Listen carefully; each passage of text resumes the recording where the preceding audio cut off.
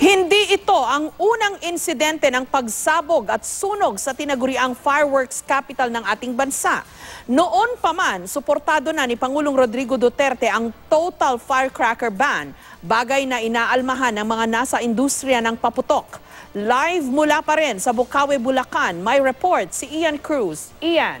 Ma'am Jess, kung yung mga residente nga ng Bocaue na ating nakausap ang tatanungin kung sila raw ay kahit yung mga kababayan nila at ay mawalan ng kabuhayan o ng trabaho ay okay lamang daw sa kanila. Basta't ang gusto raw nila ay hindi na matuloy yung pagbebenta ng paputok dito matapos nga ang peligro na idinulot nito nang sumabog na naman ang isang tindahan ng paputok dito sa Bocaue, Bulacan. Narito ang aking report.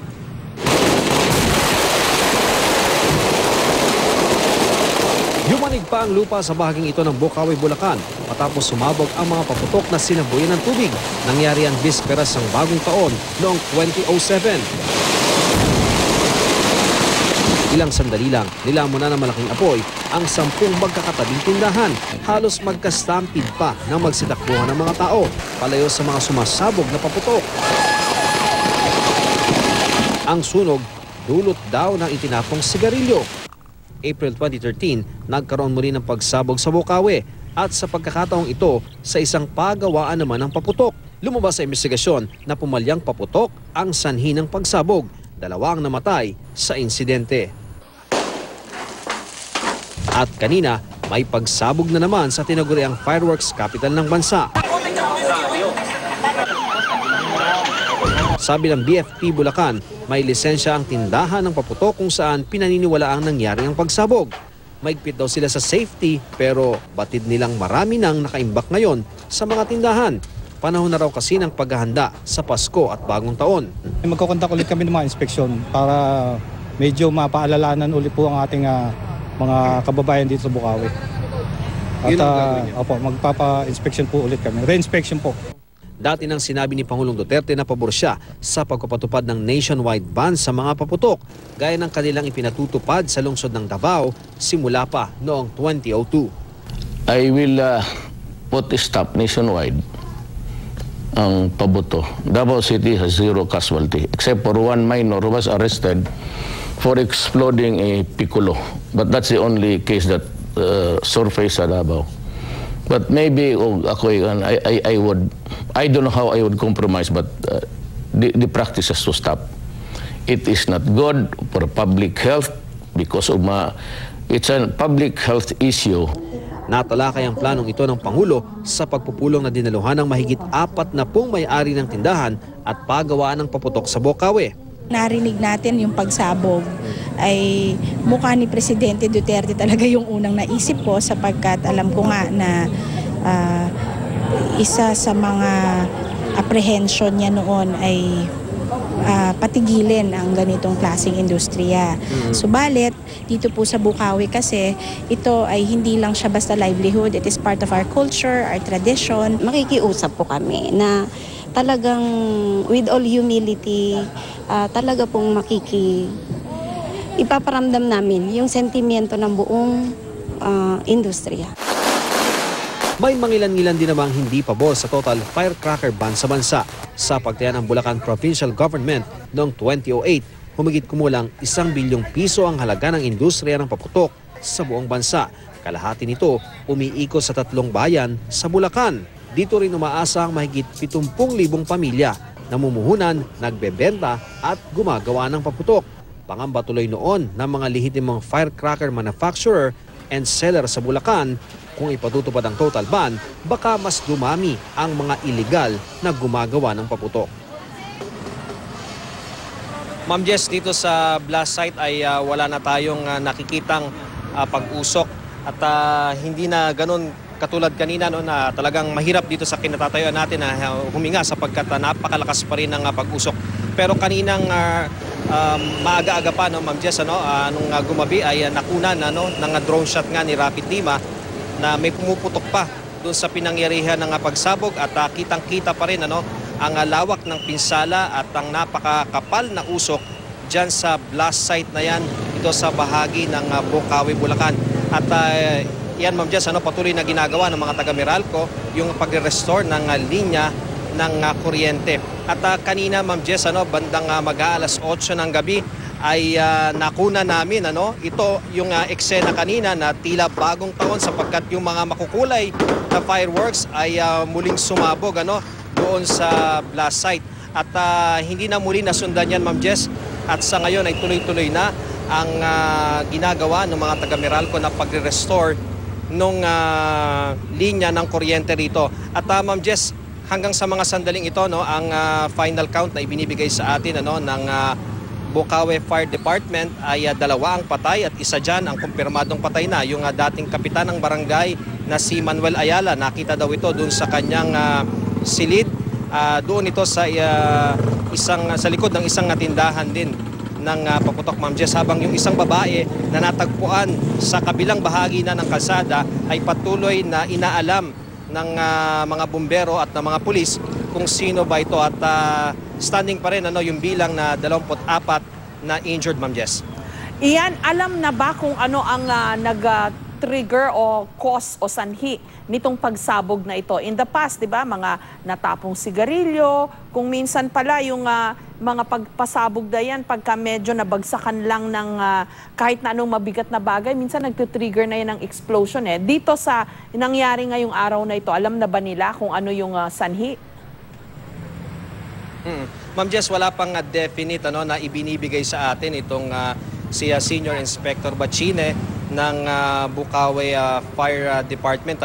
Pero Ma'am Jess, ang Bulacan BFP, ang Bukawi BFP, iisa yung teorya na kanilang tinutumbok na maaring yung mga for disposal o for delivery na mga paputok ay nabasa dahil napakalakas daw ng pag-ulan kagabi at yung chemical reaction, Ma'am Jess, doon sa mga paputok dahil ang sinasabi nila kapag ang paputok daw ay nabasa, ang reaksyon nito ay umiinit ito. Ito ang nagiging dahilan kung kaya yung mga paputok ay either umuusok, nag-aapoy o sumasabog, Ma'am Jess. Naalala ko nga may isang insidente in the past na nung ninanuhan ng tubig, lalo pang lumakas yung pagsabog ng mga paputok. Ang naririnig lang natin, Ian, yung boses ng mga gumagawa ng paputok. Sinasabi nila na sana naman daw ay wag silang makaranas ng, siguro ayaw nila ng firecracker ban. Parang yun yung himig ng pananalita nila. Pero on the other hand, hindi lang naman silang mga residente siguro ng Bukawi at hindi natin naririnig yung tinig naman ng ibang mga residente considering na itong mga paggawaan ng paputok at yung mga tindahan nasa gitna mismo ng mga residential area dyan sa Bukawi. Tama, Ma'am Jess, mayroon tayong mga na-interview kanina. Actually, yung mga nakatira dito sa katapat mismo ng blast site, ang binabanggit nila, kahit nga raw mawalan na ng trabaho o kabuhayan yung kanilang mga kababayan, sana daw maintindihan nila na hindi nga lang sila yung may karapatang mamuhay at mabuhay. Ang binabanggit nga nila, pwede naman silang mag-iba ng negosyo, pwede silang mag-iba ng trabaho. Ang mahalaga daw ay kaligtasan ng karamihan sa kanila sapagkat, Ma'am Jess, kung mapapansin natin, may mga tindahan ng paputok dito sa kahabaan ng MacArthur Highway na busy-busy pa rin kahit ngayong gabi ang dumaraang mga sasakyan, maraming mga tao. Kaya kung mauulit muli ito, maaaring magdulot talaga ito ng peligro. At doon, Ma'am Jess, sa meeting ng mga gumagawa ng paputok at nung mga may tindahan ng paputok, may proposal kasi ang city na magkaroon ng fireworks city dito sa Bukawi. Ibig sabihin, ililipat sila doon sa isang maluwag na lugar.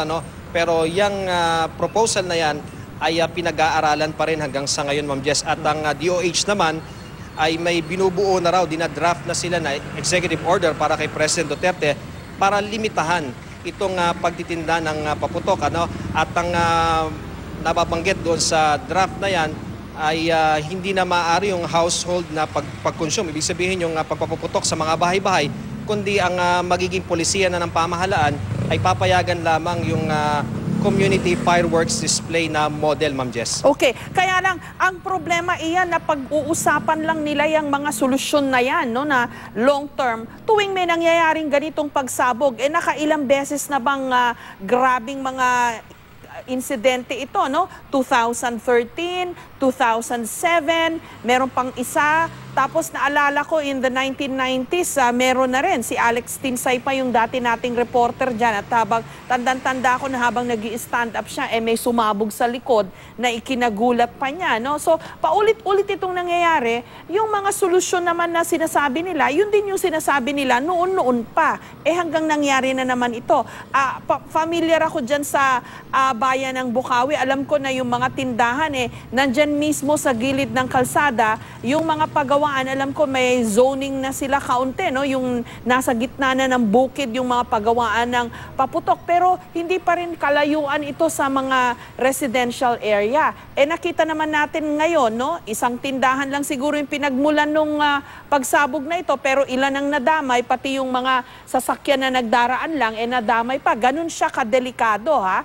Pero pag kinausap mo yung mga gumagawa ng mga paputok, yun pa rin yung sinasabi nila na sana raw, wag magkaroon ng firecracker ban. Paano ba ito?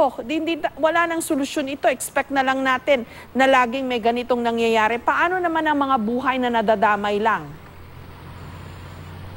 Kaya nga Ma'am Jess, sila din ay nag-iisip nung pag-upo nga ni Pangulong Duterte na maaari nga daw na ipatupad na yung sinasabing pagbaban nationwide nitong paputok. Pero ang hiling lang daw nila kung sakali mang totohanin nga ito ng Pangulo, ang hirit nila Ma'am Jess, gusto pa nila na hanggang sa makatapos lamang daw ang bagong taon sa taong ito, dahil lang nakapangutang na raw sila, malaki na raw ang investment nila, pero yun nga, sinabi rin sa atin ni Mayor Johnny Villanueva na kapag inutos naman ng Pangulo at ng pamahalaan na kailangan na nilang tumigil, kailangan na raw talaga nilang tumigil at susunod daw sila, Ma'am Jess. At saka ito, bawal na pala ang mag-imbak ng marami. Pero nasunod kaya yon, considering itong magnitude at extent ng damage ngayon. Parang hindi lang ito, ilang kakarampot lang na firecracker ang lumikha nitong ganitong klase ng damage. Ha? Ibig sabihin, maraming stock na nandoon kung saan man nagsimula itong pagsabog na ito. At violation pala yun nung nauna na nilang agreement o patakaran na kaunti lang dapat ang nandun sa mga tindahan at iba pala dapat yung kanilang storage area. Magandang obserbasyon, Ma'am Jess, sapagkat ang patunay na napakarami talaga nilang stock dyan ay yung dalawang palapag na tindahan itong si Gina Gonzalez ay wala na halos tayong makita ngayon, kundi mga ilang bahagi na lamang ng pader. At yung napakalakas sa pagsabog, yung mga tumilapo na mga poste ay indikasyon talaga na malaking bulto ng mga pampasabog at mga paputok ang naroon sa loob ng kanilang tindahan at nung mga katabi pa niyang mga tindahan ng paputok. Natanong din natin, Ma'am Jess, ang taga BFP Bulacan, si Captain Clemente, kung bakit nga nagkakaroon ng ganitong napakaraming mga stocks itong mga tindahan ng paputok. Ang sinasabi nila, aminado silang hindi nila namomonitor yung mga ganito, yung on a day-to-day basis, sapagkat tulad nga nito, Ma'am Jess, ang alam daw nila, yung mga gumagawa ng paputok hindi lamang sa Bukawi, kundi maging yung mga taga Santa Maria at iba pang mga bayan, ay kasalukuyang nagbabagsak ngayong linggong ito ng kanilang mga finished product para nga i-dispose ito sa iba't ibang mga tindahan dahil nga pinaghahandaan na ang Pasko at Bagong Taon, Ma'am Jess. At hindi ko alam kung tama yung observation ko dun sa ating mga kuha, pati na yung mga drone shots ni Rafi, Parang ang impression sa akin, nag-create siguro ito ng crater na parang yun yung nangyayari pagka malakas na bomba yung sumasabog dun sa mga ibang mga trahedya na nakukover natin in the past. So, ganun kalakas itong pagsabog na ito at dahil lamang sa mga firecracker na naka-imbak. In any case, maraming salamat sa'yo. Maraming salamat sa'yo, Ian Cruz.